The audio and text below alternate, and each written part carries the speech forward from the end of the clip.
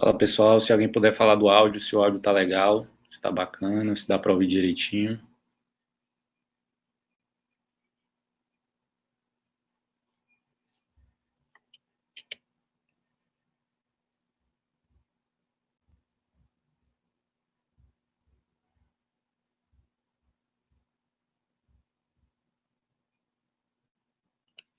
Beleza, bora lá? Vamos começar, né? Essa live de hoje é para quem tem essa dúvida de que só dá para investir na bolsa quem é rico. Hoje eu vou tirar completamente essa dúvida da sua cabeça e você vai poder primeiro ver se realmente só pode começar a investir quem tem muito dinheiro ou não. E aí, depois de você entender isso, você vai começar a investir de fato. Então, eu vou compartilhar minha tela aqui.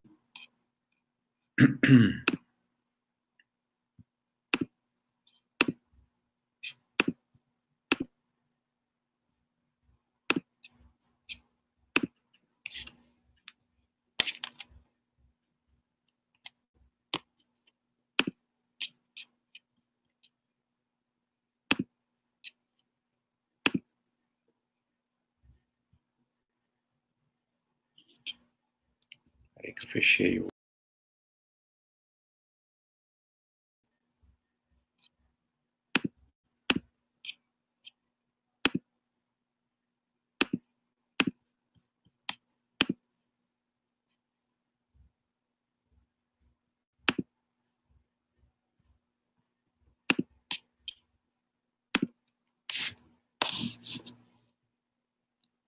Beleza, bora lá, né? Então, preciso de muito dinheiro para começar a investir na Bolsa de Valores? Essa é uma dúvida muito frequente, que ontem mesmo aqui, uma pessoa me perguntou, achava que só quem tinha muito dinheiro podia começar a investir. E essa live é para quebrar alguns conceitos que estão enraizados de que você precisa de muito dinheiro para investir. Isso é um mito, isso não é verdade. Você não precisa de muito dinheiro para você começar a investir. O lema e a frase que você tem que seguir não é ter muito dinheiro para investir, você tem que inverter essa lógica. Você tem que investir para ter muito dinheiro. Quem não investe nunca terá sucesso financeiro. Por quê? Porque mesmo que você tenha uma alta renda, mesmo que você ganhe dinheiro, se você não guarda esse dinheiro e não bota ele para trabalhar, você não vai ter nunca um patrimônio, você não vai ter nunca um conforto financeiro. Então, o fato é que na Bolsa de Valores, ela é um mecanismo totalmente acessível para todo mundo. Então, desde as pessoas mais ricas do Brasil, no caso que eu estou falando da Bolsa de Valores no Brasil, até as pessoas que têm pouquíssimo dinheiro, todas essas pessoas, elas têm acesso aos mesmos tipos de investimento. Então, ou seja, ações ou fundos imobiliários. Então, se você compra uma ação X, sei lá, Petrobras, você pode, outra pessoa que tenha muito dinheiro pode comprar essa mesma ação e vocês dois podem ter o mesmo lucro, lógico que em percentual, né? Se ele botar muito mais dinheiro, você botar menos, você vai ganhar em termos de valores menos, mas em percentual você vai ganhar a mesma coisa que aquele multimilionário lá está ganhando. Então ele pode comprar lá 10 milhões de reais em ações da Petrobras, você pode comprar 100 reais de ações da Petrobras, que vocês vão estar no mesmo barco, né? Então vocês participam ali do lucro da empresa. Só lembrando também que se vocês quiserem mandar qualquer pergunta, qualquer dúvida, pode mandar aí que eu tento responder, beleza? E hoje também a live não vai ser longa, vai ser mais tranquila, mais curtinha, para vocês absorverem todo esse conteúdo que eu vou dar aí. Mas se surgir uma dúvida, pode mandar que eu mando bala. Então, normalmente, o que as pessoas acham? Tem lá na Bolsa Petrobras, Banco do Brasil, Itaú, Bradesco, Vale, e as pessoas acham que essas empresas são totalmente inacessíveis, que você não tem como você ser sócio, não tem como você participar dos lucros, e não tem como você comprar uma participação delas. Mas elas podem, se você abrir sua carteira agora, pode ser que tenha um dinheiro, e esse dinheiro já permite que você compre uma ação de qualquer uma dessas empresas, tá? Por exemplo, a Petrobras fechou hoje o pregão, acho que em torno de R$ 30 por ação. Então, se você tiver R$ 30, você consegue comprar uma ação da Petrobras. E a mesma coisa Itaú, Bradesco, Brasil e Vale. Todas elas são extremamente acessíveis para você. Eu peguei aqui ontem uma lista aqui das empresas mais baratas da Bolsa. Então, a cotação aqui do dia 15 de janeiro, que foi ontem, tem empresas que negociam. A empresa mais barata da Bolsa hoje é a Oi. Né? A Oi está valendo 90 centavos uma ação. Eu botei o nome das mais conhecidas aqui, a Oi, o Bombril, né? Você pode comprar uma ação da Bombril por R$ 1. A ação da Bombril está mais barata do que o próprio Bombril que você compra no mercado, né? Ações da Tecnisa, que é uma construtora, está R$ 1,94. As ações da Saraiva estão a R$ 2,08. Qual é a questão? Você pode comprar com 90 centavos, você pode ser sócio lá da Oi, ou da Bombril, ou da Tecnisa. A questão aí não é se você vai comprar uma ação tão barata assim, mas a questão é o que está por trás dessa ação, o que está por trás dessa empresa. Você tem que entender a empresa primeiro para depois pensar em comprar, e não só olhar o preço simplesmente e comprar, vou comprar a Oi porque está mais barata, mas a Oi teve um prejuízo no último ano, nos últimos 12 meses, de mais de 10 bilhões de reais. Então, você tem que ficar um pouco, você tem que estudar um pouco a empresa que você vai comprar para saber se você está comprando uma boa empresa ou não.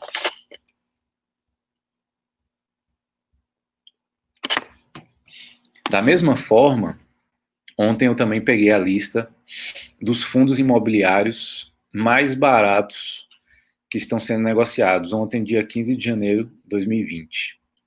Esses fundos imobiliários estão custando menos de R$ 20. Então, o CARI 11 está custando R$ 1,25 cada cota.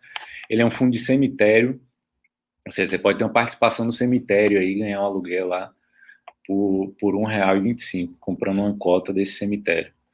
Você tem ali o FLMA 11, que são lajes corporativas e um hotel em São Paulo, custa R$ 4,54 a cota. E aí vem outros, né? Tem um shopping aqui, Shopping Taboão Plaza. Você pode ser dono de um pedacinho desse shopping por R$ 6,27. Quem gosta também, tem muita gente que gosta de comprar terreno, construir e vender. Então, para você comprar um terreno, construir, seja uma casa, seja um condomínio com várias casas ou qualquer outro tipo de construção, comprar um terreno e construir, você vai gastar muita grana. Então, você tem que fazer um aporte enorme, correr um risco enorme de comprar um terreno e construir para vender. E nesse caso aqui, os fundos imobiliários de desenvolvimento são fundos que fazem isso para você. Você investe nesse fundo, né, uma cota desse fundo, esse fundo ele vai comprar terrenos. Nesse caso aí, o KNRE que eu peguei de exemplo, é um do setor residencial, então ele constrói casas ou apartamentos, prédio com apartamentos, e para vender. E aí você recebe de volta o lucro proporcional àquilo que você investiu. Então, se você teria que desembolsar lá para construir um terreno e construir, sei lá, uns 300, 400, 500 mil reais, aí você, a partir de R$ 6,39, você já consegue investir nesse fundo de desenvolvimento e receber, depois que ele construir e vender, receber uma parte desse lucro. Mas óbvio que você tem que saber, onde é o terreno que ele vai comprar, o que é que ele vai construir, será que já tem o alvará necessário para construir? Então, essa série de coisas, da mesma forma que você ia pesquisar, se você mesmo fosse comprar terreno e construir, você tem que pesquisar na hora de comprar um fundo imobiliário. E um outro detalhe muito mais favorável para os fundos imobiliários do que para a construção propriamente dita, é que aqui você só precisa apertar um botão e comprar, e não precisa correr atrás de liberação de alvará, você não precisa correr atrás de funcionários, né, de pedreiro, etc., para você conseguir construir. Aqui já está tudo incluso, né? Tem o MXRF, que é um fundo que está custando R$12,62, ele é híbrido, então ele pode ter várias coisas dentro da carteira. O SCPF11 é um shopping em Salvador, Shopping Center Piedade. Você pode ter uma participação do shopping por R$13,44. Na questão do shopping é o seguinte, você tem a participação do shopping, aí os lojistas, né, eles pagam o aluguel para o shopping, e esse shopping ele vai distribuir a renda para os acionistas, para os cotistas. Nesse caso, se você tem uma cota, você vai receber uma parte do aluguel ali dos cotistas. Então, tem fundo imobiliário de hospital por R$13,83. Tem aqui um híbrido, esse BZLI11, que tem várias coisas nele. Tem o XTED 11, que é um prédio lá em Macaé, no Rio de Janeiro. Então, a pergunta é, eu posso comprar apenas uma ação dessa ou apenas um fundo imobiliário?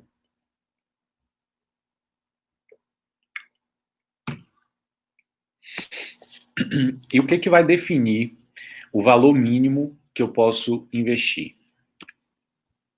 Tudo isso se resume os custos operacionais, né? O que vai definir a quantidade mínima que você pode comprar ou não são os custos operacionais.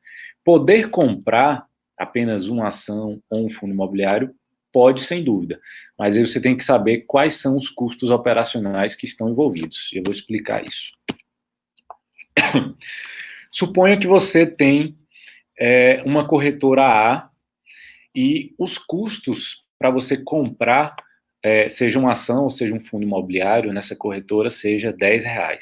Tá? Então, vou comprar 100 cotas de um fundo imobiliário, você vai pagar R$10 para comprar essas 100 cotas. Vou comprar 1.000 cotas, você vai pagar R$10 para comprar essas 1.000 cotas.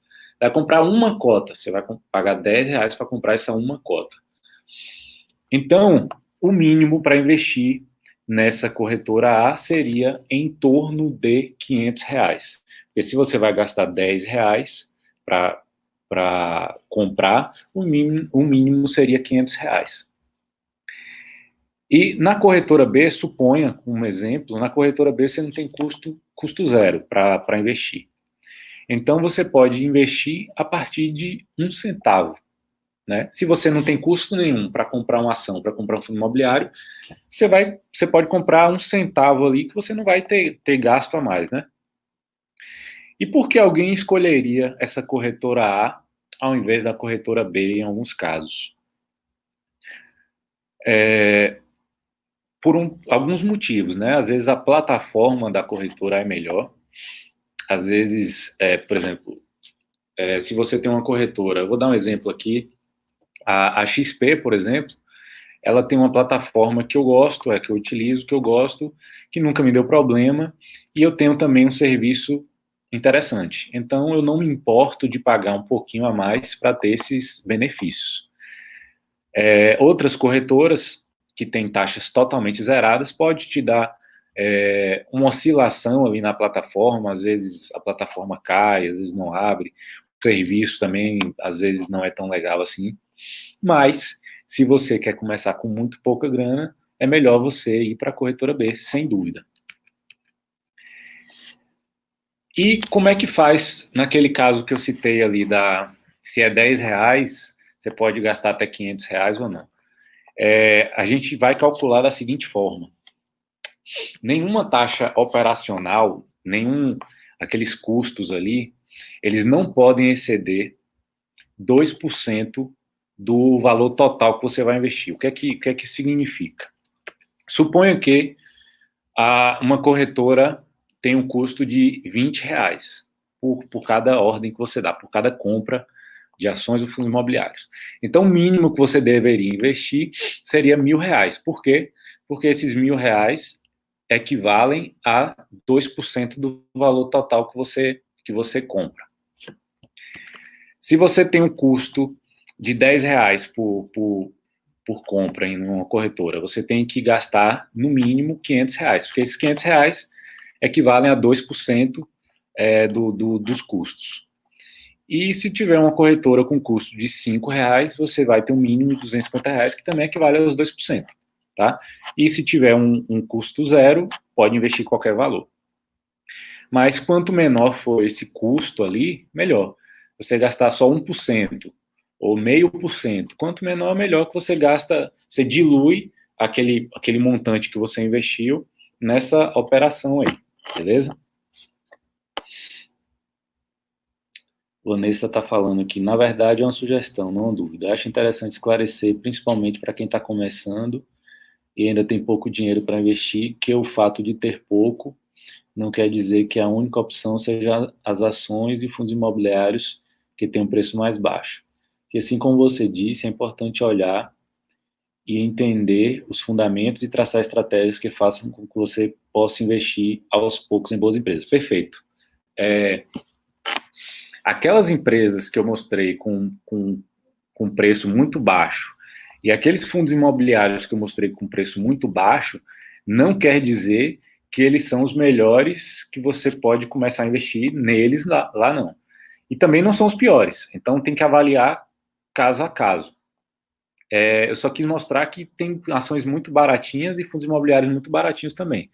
Mas tem fundo imobiliário que a cota custa R$ 100, 120, 130. De qualquer forma, todos os preços são muito acessíveis, né? Ações também, tem ação de 10, 15, 20, R$ 50. Então, são todas muito acessíveis, né? Você pode investir com pouco dinheiro. O mais importante de tudo isso é você avaliar o que você está comprando, beleza? E uma outra questão importante de dizer. No mercado de ações, eu vou dar um exemplo para ficar mais fácil de entender. No mercado de ações é mais ou menos, se você fosse em uma feira, nessa feira tem algumas barraquinhas ali. E algumas barracas, por exemplo, tem uma barraca que vende, sei lá, só vende o pacote fechado com sei lá, com 50 batatas. Só vende o saco com 50 batatas. Na outra barraquinha, tem uma barraquinha lá que vende a batata, a unidade. As duas barracas vendem o mesmo produto, que é a batata, tá? Só que uma você só pode comprar um saco de batata fechado e a outra você pode comprar a unidade. No mercado de ações também existe esse mercado. Você tem um mercado que a gente chama de mercado padrão e você tem também o mercado fracionário. No mercado padrão, você só pode comprar um lote de ações. Um lote de ações equivale a 100 ações. No mercado fracionário, você pode comprar a unidade. Então, você pode comprar uma única ação. O produto é o mesmo, né? Você vai comprar a mesma ação, só que em diferentes mercados, tá? E só que o que acontece? Da mesma forma que se você for no mercado e comprar um saco de batata, provavelmente o saco de batata que você compra no mercado, ele vai ser um pouco mais barato do que uma ação, uma batata à unidade. Da mesma forma, às vezes o mercado de ações, você comprar o pacote, o lote inteiro, é um pouquinho mais barato do que você comprar uma única ação, tá? Então, tem essa diferença pela questão da liquidez. No mercado de ações, o lote inteiro, pacote de 100 ações, tem mais liquidez, tem mais gente negociando. Então, por isso, o preço ali tá oscilando menos, porque tem muita gente comprando e vendendo. No mercado fracionário, como tem pouca gente negociando ali, o valor oscila mais, tá? Então, essa é a diferença. Então, como é que funciona o mercado padrão e o mercado fracionário em ações? O mercado padrão é aquele que eu disse que você pode comprar só de lotes, né? Você compra um lote, 2 lotes, 3 lotes, e cada lote equivale a 100 ações. Então, você compra 100, 200, 300 ações e assim por diante. E no mercado fracionário, você pode comprar uma ação. Você compra 1, 2, 3, 5, 15, quantas você quiser. Até 99. Quando passa de 100, você já vai para o mercado padrão, tá? Você não pode comprar 100 no mercado fracionário. E como é que você faz para comprar no mercado padrão ou no mercado fracionário? No mercado padrão, cada ação tem um código, né, que são 4 letras e um número. Então, nesse caso, eu dei um exemplo da Petrobras, ela é Petro 4, né, PETR4, e ela custa hoje, ela fechou o pregão hoje por volta de R$30, 29 alguma coisa. Então, se você fosse comprar no mercado padrão a Petrobras, você ia comprar um lote que daria, se ela estiver custando R$30, um lote daria R$3.000. Então, você ia digitar lá para comprar PETR4 e ia comprar um lote de R$3.000. Se você vai comprar no mercado fracionário, o que é que você tem que fazer? Você bota o mesmo código da ação e no final você bota um F. O F quer dizer fracionário. Então, você bota lá Petro 4F, R$30, bota só uma ação e você compra apenas uma ação por R$30. Beleza?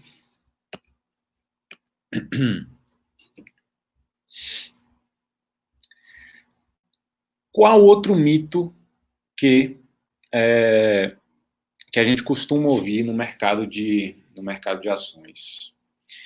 Bolsa de valores é um jogo de apostas. Provavelmente você já ouviu falar alguma coisa nesse sentido, se você nunca investiu na bolsa, mas o fato é que a cotação acompanha o lucro e o crescimento da empresa. Eu vou dar um exemplo da Oi, que eu citei mais cedo, que a Oi, por exemplo, ela está tendo sucessivos prejuízos. Cada ano que passa, o prejuízo vai aumentando. A cotação dela, se eu não me engano, chegou a bater mais de R$30, alguma coisa assim, alguns anos atrás. Os lucros foram caindo, naquela época que ela dava lucro, os lucros foram caindo, até zerar e inverter para o prejuízo. Hoje ela dá prejuízos bilionários. O que aconteceu com a cotação? Ela estava lá a R$30 a cotação, o preço da ação foi caindo. Hoje custa 90 centavos. O que isso quer dizer? Isso quer dizer que a cotação dela custava R$30, foi caindo junto com o lucro. Até que hoje custa 90 centavos, a Oi está em recuperação judicial e está passando por grandes problemas. Um outro exemplo, a Saraiva, da mesma forma da Oi. A Saraiva está passando por problemas, ela está em recuperação judicial, prejuízo, um atrás do outro, a cotação despencou. E o inverso o Itaú, por exemplo, o Itaú parece um reloginho. Todo trimestre ele dá um lucro sempre um pouquinho maior, um atrás do outro. E o que é a cotação? A cotação é o preço da ação. O que é que acontece? Ela vai acompanhando o lucro que o Itaú dá. Petrobras, se vocês lembrarem lá de 2015, que estava todo mundo falando que a Petrobras ia quebrar porque estava dando prejuízo, e nessa época a cotação ela chegou a custar, o preço da ação, R$5.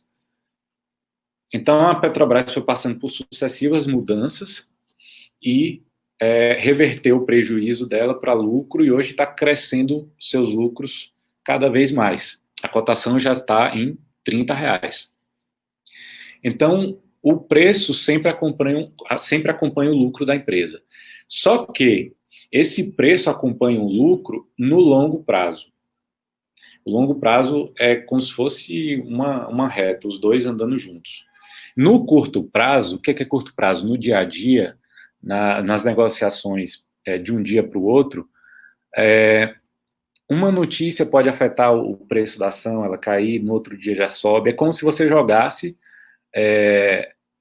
uma moeda para cima e que se der cara, ela sobe, se der coroa, ela cai, né? Mas isso é no curto prazo, tá? Então, por isso que você nunca deve pensar em botar seu dinheiro na bolsa de valores pensando no curto prazo, pois ele é muito aleatório. Mas, com o passar do tempo, no longo prazo, sempre a cotação acompanha o lucro, beleza? Como eu disse, o curto prazo é aleatório e o longo prazo é fundamento. Então, sempre entenda qual empresa você está investindo. Qual outro mito que você já ouviu da Bolsa? Se você nunca investiu, o que te falam, às vezes, sobre a Bolsa que leva você a ter medo de investir, que faz com que você não invista? Se vocês tiverem algum outro mito, manda para mim aqui nas perguntas que eu tento responder qual o mito que vocês já ouviram sobre isso.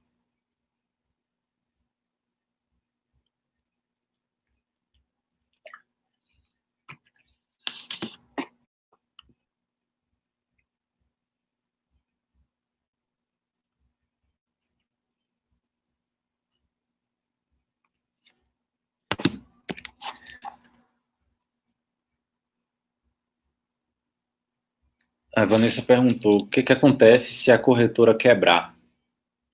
Se isso for possível. Realmente, isso muita gente me pergunta. A corretora, ela nada mais é do que uma ponte que liga você ao seu investimento. Então, ela é só essa ponte que liga. Quando você bota o seu dinheiro na corretora e investe em algum ativo, seja ações, seja fundos imobiliários, seja tesouro direto, seja CDB, seja qualquer outro produto, e esse dinheiro já está investido, ele não está mais na corretora. Então, se a corretora quebrar, você não vai perder dinheiro, não vai ter problema nenhum com você. Basta você solicitar a transferência de custódia para uma outra corretora. Não tem problema nenhum. O que você não pode fazer é deixar o seu dinheiro parado na conta corrente da corretora. O dinheiro que está parado na conta corrente da corretora, ele não está investido em nenhum lugar. Ele tá lá na corretora. Então, se ela quebrar, você pode ter algum tipo de problema com isso, porque ele não vai estar investido.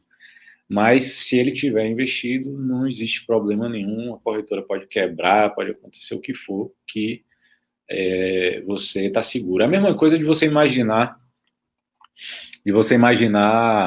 se você comprou um apartamento através de uma imobiliária, por exemplo. Então, você comprou seu apartamento, o apartamento é seu. Se essa imobiliária que você comprou o apartamento, se essa imobiliária quebrar, você vai perder o apartamento? Não, você não vai. Então, é a mesma coisa. A ação que você comprou está no seu nome, está no seu CPF. Então, a corretora não tem mais nada a ver com essa ação que é sua. Ela pode quebrar que a ação permanece sua. E por qual motivo que você deve começar mesmo com pouco dinheiro? Que às vezes a grande dúvida também que as pessoas me perguntam é: mas eu tenho pouco dinheiro agora, eu não consigo juntar muito, só consigo juntar, sei lá, R$50, R$100 por mês. Qual é a grande questão?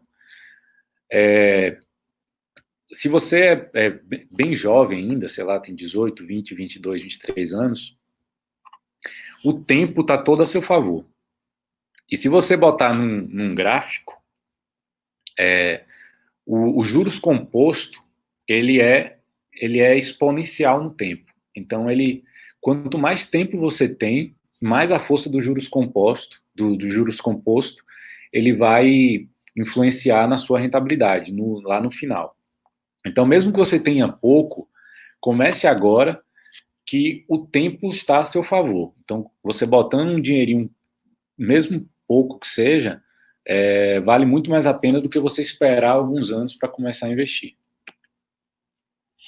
E o segundo fato é que quando você já começa com pouco, mesmo com uma ação, 5 ou 10, você já recebe, daquelas empresas que pagam dividendos, você já recebe os dividendos ou aluguel das cotas dos fundos imobiliários na sua conta.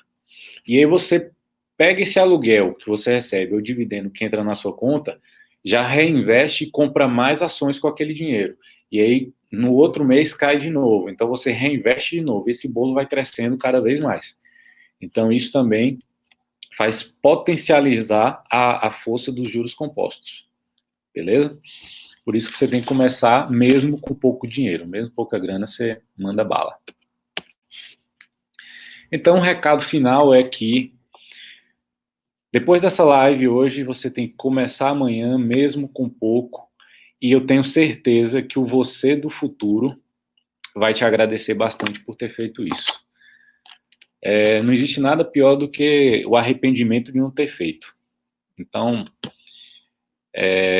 se você não fizer isso, se você não começar a investir logo, você, com certeza, você vai se arrepender no futuro. Então, mande bala, comece amanhã com pouco dinheiro, vá testando, compre um pouquinho e vai aprendendo, beleza? Pessoal, deixa eu tirar a tela compartilhada aqui.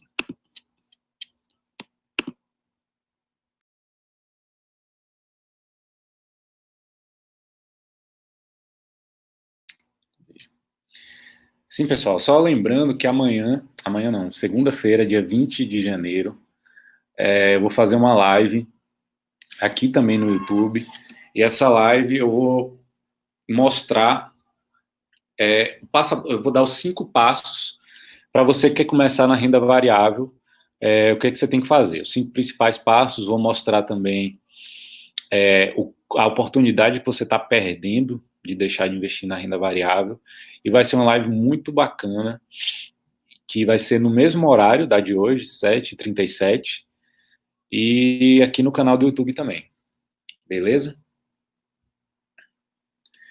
Guilherme Rezende perguntando como está diversificada a sua carteira hoje. Guilherme, eu faço minha carteira como se fosse um time de futebol. Eu tenho ali, na defesa, eu tenho ativos mais conservadores, e quando eu falo conservador, não quer dizer que é renda fixa não, tá? Minha carteira hoje é quase que, varia, né, de dia para dia, mas é em torno de 80% de ações e outros 15% em fundos imobiliários e 5% só em renda fixa, que é a minha reserva de emergência, alguma coisa desse tipo. Mas eu faço minha carteira, esse time de futebol, eu tenho ativos mais defensivos ali na zaga, né, que são de setores perenes, mais defensivos, que não oscilam muito, que são mais previsíveis, né, por exemplo, ações do setor de energia elétrica, que principalmente de transmissão, né, que transmissão ela tem receitas, né, receitas já garantidas no longo prazo e com contratos bem longos, então não oscila muito, então ela fica ali na zaga. Eu tenho ações também de seguradora na zaga, a seguradora também é mais previsível, não oscila tanto. De grandes bancos também, apesar hoje em dia está muito em voga essa questão dos bancos digitais, que os bancões vão quebrar e tal, mas o Itaú até hoje nunca caiu sua rentabilidade. Então, ele continua muito lucrativo e continua desempenhando muito bem. Então, eu tenho ali nessa zaga. Depois eu tenho o meio de campo, que são empresas de maior crescimento, que não pagam tantos dividendos, que tem um pouquinho de risco embutido, se acontecer algumas coisas na economia ou na própria empresa. E tem os atacantes. Os atacantes são aquelas empresas um pouco mais arriscadas, que elas têm muita volatilidade, mas que elas são muito, pode dar um upside, né? Ela pode valorizar bastante no curto prazo, e curto prazo, que eu digo 1 ano, 1 ano e meio, 2 anos, mas que são muito mais arriscadas. Então, você sabendo diversificar bem sua carteira, entendendo quais os riscos você está correndo, é isso que importa, entendeu? Eu sou a pessoa um pouco mais agressiva nos investimentos, então eu tenho uma carteira um pouquinho mais concentrada ali no meio de campo para o ataque, mas eu tenho bons zagueiros ali também, beleza? Alguém tem mais alguma dúvida aí? Se tiver, me manda aí que eu respondo.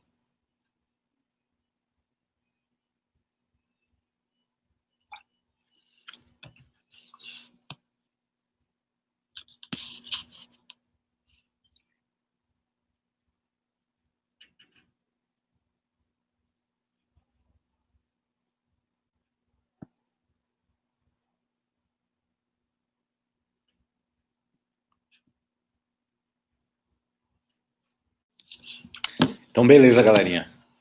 Obrigado por... O Guilherme mandou outra pergunta. Como funciona a divisão de lucros? Ela é anual? Guilherme, depende de empresa para empresa. Existem empresas que pagam mensalmente, essas empresas são poucas, outras pagam a cada trimestre, outras pagam uma vez por ano, e outras pagam a cada 6 meses. Então, cada empresa você tem que olhar de forma individual, tá? E tem outras empresas que nem pagam. Por quê? Porque elas pegam todo o lucro que elas têm e reinvestem na própria empresa. Então, se elas conseguem investir esse dinheiro a uma taxa de retorno satisfatória, acima do que você poderia investir em qualquer outro tipo de investimento, ela pega, é melhor, né? Ela pegar esse dinheiro, reinvestir em outro projeto para ela continuar crescendo, que ela vai dar um retorno excepcional para o acionista. Então, empresas que conseguem fazer isso, eu prefiro até que elas reinvistam na própria empresa do que elas paguem dividendos, porque senão ela não vai conseguir crescer tanto assim, entendeu?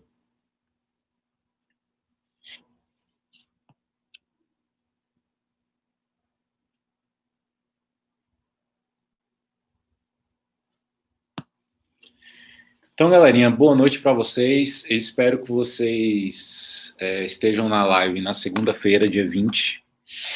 Começar no mesmo horário, 7h37.